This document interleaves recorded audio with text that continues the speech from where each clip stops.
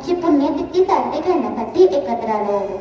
लोकमान्य बाळ गंगाधर टिळक यांनी स्वराज्याचा संदेश देऊन भारतीयांना स्वातंत्र्यासाठी एकत्र केले. देशभक्ती, शिक्षण आणि समाजजागृतीसाठी त्यांनी आयुष्यभर कार्य केले.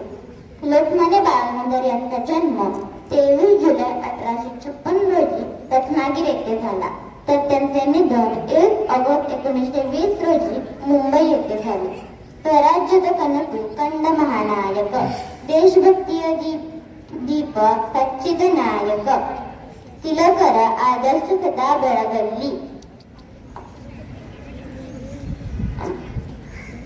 भारत मातेय कीर्ती सच्चिल्ली. स्वराज्याची स्वप्न पाहणारे महान नेते, देशभक्तीचा दीप प्रज्वलित करणारे टिळकांचे आदर्श सदैव उजळत राहो आणि भारत मातेची कीर्ती वाढत राहो. देशासाठी त्यांनी केलेले कार्य आणि त्याग आपण नेहमी आपल्या स्मरणात ठेवू आणि त्यांच्या आदर्शावर चालण्याचा प्रयत्न करू. धन्यवाद. सर्वांना माझा नमस्कार.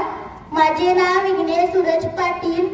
स्वराज्य हा माझा जन्मसिद्ध हक्क आहे आणि तो मी मिळवणारच.